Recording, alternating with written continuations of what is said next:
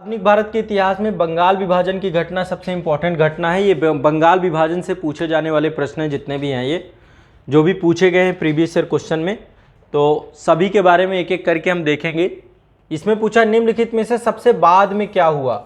अब यहाँ पे डेट पता होगी तो हम इसे कर सकते हैं, वैसे बहुत कठिन नहीं है क्योंकि जितनी भी घटनाएं हुई हैं ये घटनाएं आसानी से की जा सकती हैं।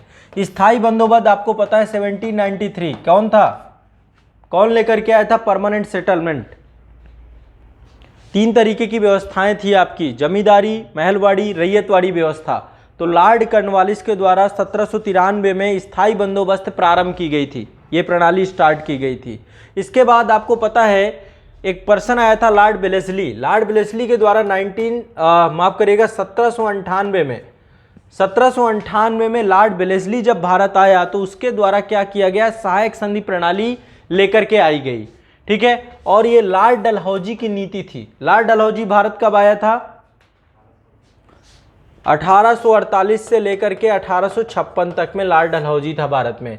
उसी दौरान जो है उसने जितने भी रियासतें थी 3 कैटेगरी में रियासतों को डिवाइड किया। पहली कैटेगरी में ऐसी रियासतें थी जो ब्रिटिश भारत के कभी भी अधीन नहीं रही हैं। दूसरी कैटेगरी की रियासतें वो थी जो ब्रिटिशर्स के कभी अधीन रह चुकी हैं। और तीसरी कैटेगरी की रियासतें वो थी जिसको ब्रिटिशर्स के द्वारा ही बनाया गया था, ठीक है। तो तीसरी कैटेगरी की रियासतों को तुरंत व्यवगत कर लिया गया था। दूसरी कैटेगरी की रियासतों के लिए उत्तराधिकार का नियम दिया गया था कि जो भी रियासत में यदि जैविक पुत्र नहीं होता किसी का तो उसके रियासत के शासक को ये अनुमति लेनी पड़ेगी अंग्रेजों से कि वो जो है दत्तक पुत्र गोद ले सकते हैं या नहीं ले सकते। यदि अंग्रेजों के ऊपर ये स्वैच्छिक होगा, वो चाहेंगे तो अनुमति देंगे, अनुमति रोक लेंगे। तो इसके तहत कई सारी रियासतें थी, जैसे झांसी की ही रियासत थी और कई सारी रियासतें थी जिनको जो है व्यपगत किया गया था। और पहली कैटेगरी की रियासतें जो कि कभी भी ब्रिटिशर्स के अधीन नहीं आई, उनको स्वतंत्र रहने की बात कही गई थी। तो ये 1948 में जब लॉर्ड डलहौजी आया उसकी एक नीति थी। बंगाल विभाजन की घटना ये कब हुई आपकी, ये लॉर्ड कर्जन के द्वारा की गई और 1905 में ये घटना हुई। बंगाल को धार्मिक और भाषाई आधार पे बांट दिया गया। बंगाल को 2 भागों में बांटा गया, जिसका एक हिस्सा जो था धार्मिक अल्पसंख्यक, धार्मिक तौर पे जो है, चूंकि बंगाल राजनीतिक चेतना का केंद्र था और अंग्रेजों की फूट डालो राज करो की नीति के अंतर्गत बंगाल को 2 भागों में बांटा गया। एक भाग में जो पूर्वी बंगाल जो बांग्लादेश वाला क्षेत्र था, वहां पर जो बांग्ला भाषी लोग थे, हिंदू थे, इस पे धर्म के आधार पे इसको बांट दिया गया। धर्म के आधार पे यहाँ पे मुस्लिम आबादी को ज्यादा थी, ठीक है, और हिंदू आबादी को क्या कर दिया गया, अल्पसंख्यक बना दिया गया। तो धर्म के आधार पे आधा हिस्सा और दूसरा जो हिस्सा था यहाँ पे जो है बांग्ला भाषी लोग थे, उनको अल्पसंख्यक बना दिया गया। बांग्ला भाषी लोगों को अल्पसंख्यक बना दिया गया। तो यहाँ पे अन्य भाषाएं जैसे हिंदी भाषा है उसके, तो इस कारण से फिर बंगाल में जो है एक व्यापक आंदोलन, स्वदेशी आंदोलन जो है बाद में प्रारंभ किया गया। और बंगाल विभाजन को अंततोगत्वा जो है जब 1912 में जो है आपका दिल्ली दरबार लगता है तो वापस भी करना पड़ा था, ठीक है। तो चलिए अब एक एक करके इसको, ये पहला क्वेश्चन इसका क्या सही होगा, बी। पहले का क्या सही है, बी। तो अब यहाँ पे 4 क्वेश्चन देखो, आपको 4 डेटे आपको याद कर लेनी चाहिए, 4 डेटे हैं। तो पहले का बी सही है, कोई दिक्कत नहीं है, ठीक है। अब दूसरा जो क्वेश्चन है ये कह रहा है बंग भंग विरोधी आंदोलन का प्रारंभ किस तिथि को हुआ। बताइए भाई, डेट बताइए आप लोग, क्या डेट थी इसकी, डेट बताइए।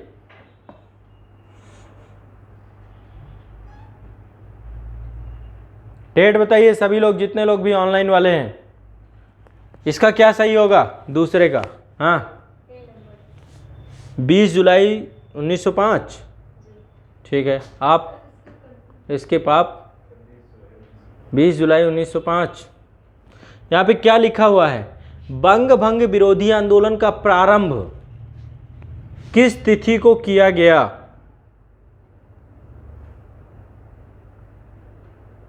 बताएं भाई।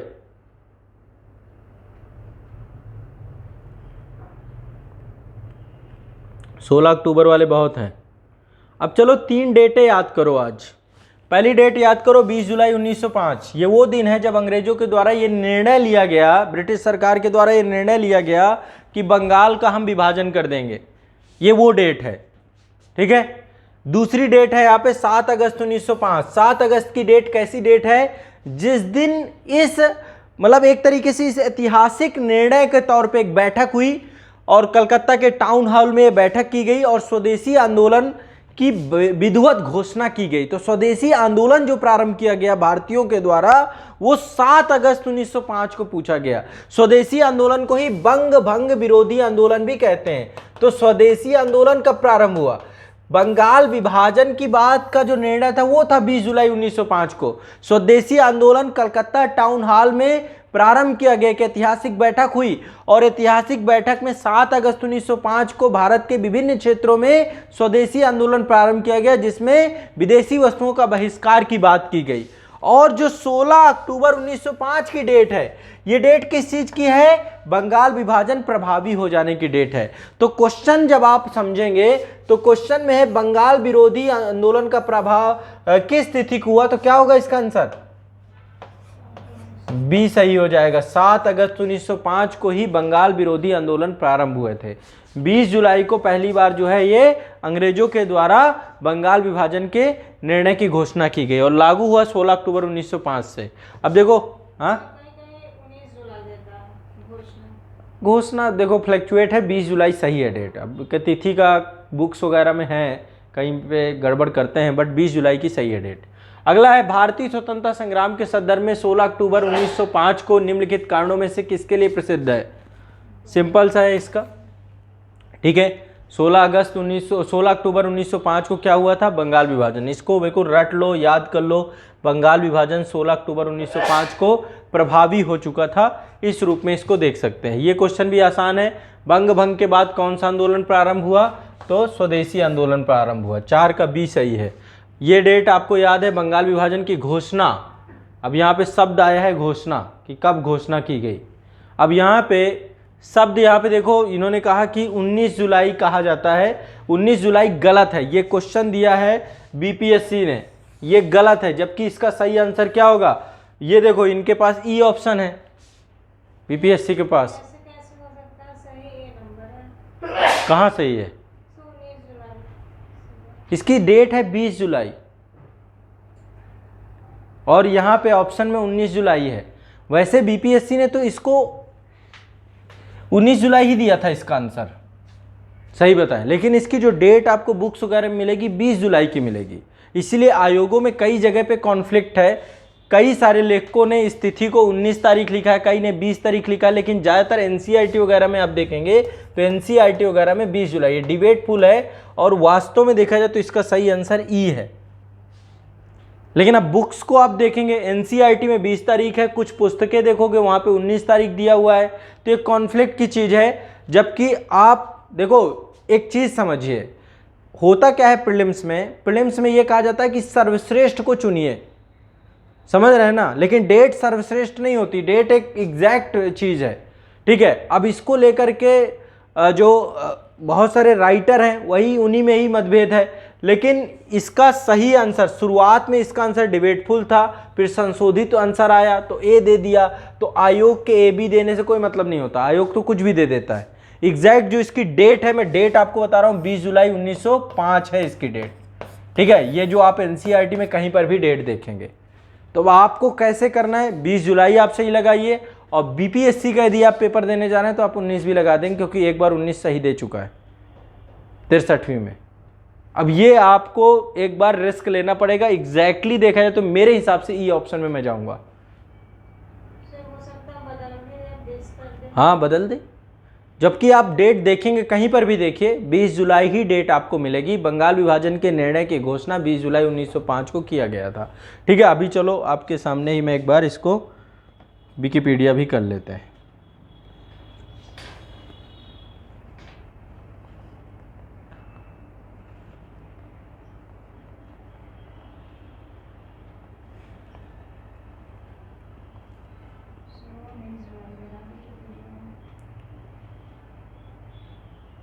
ठीक है, यहाँ पर भी कुछ जगह पे यहाँ पे 19 जुलाई दे रखा है।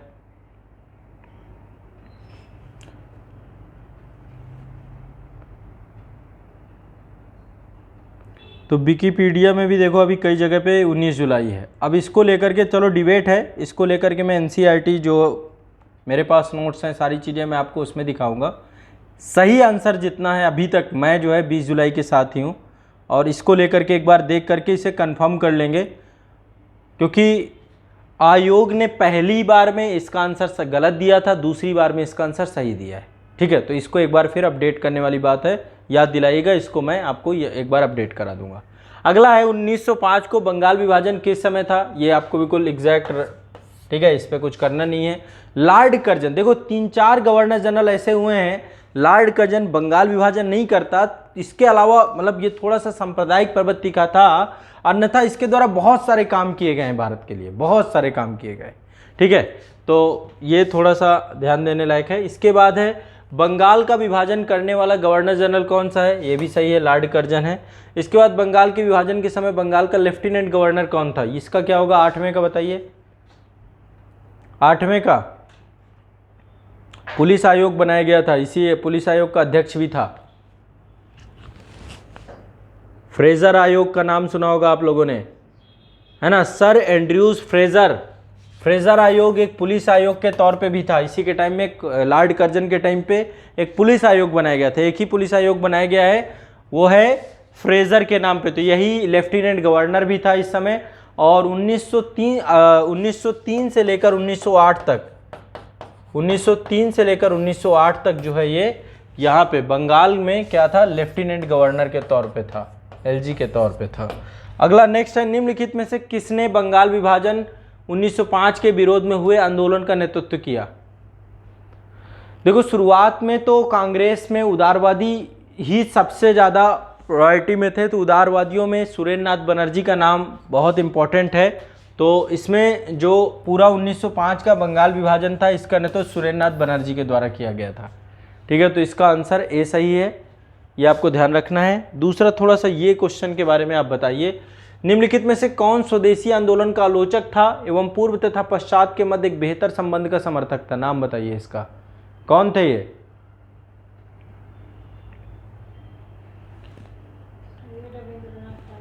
देखो रविन्द्रनाथ टैगोर शुरुआत में जो है, जैसे कि शुरुआत में जितने भी ये वैसे कांग्रेस से कोई पर्टिकुलर विचारधारा से नहीं थे, लेकिन शुरुआत में जो कांग्रेसी थे जितने भी जो उदारवादी विचारधारा से जुड़े हुए थे, कांग्रेस को हम 3 चरणों में पढ़ते हैं। पहला है 1885 से लेकर के 1905 तक, मान लीजिए ये वो इरा था कांग्रेस का जब कांग्रेस में उदारवादी नरमपंथी समूह का जो है आधिपत्य था, वर्चस्व था। ये वो लोग थे जो ये चाहते थे कि संवैधानिक अधिकारों के तहत रहते हुए हम अपने सुधारों को प्राथमिकता दें। ठीक है, जिसमें WC बनर्जी थे, विमर्शन बनर्जी थे, दादा भाई नरोजी थे, सुरेंद्र नाथ बनर्जी थे, ये सारे लोग थे। फिर 1905 के बाद कांग्रेस में फूट पड़ जाती है, 1907 में जो है सूरत फूट पड़ती है, और यहाँ पे गर्मपंथियों लाल बाल पाल, लाला लाजपत राय, बालगंगाधर तिलक और बिपिन चंद्र पाल, ये 1920 तक इनका प्रभाव रहता है।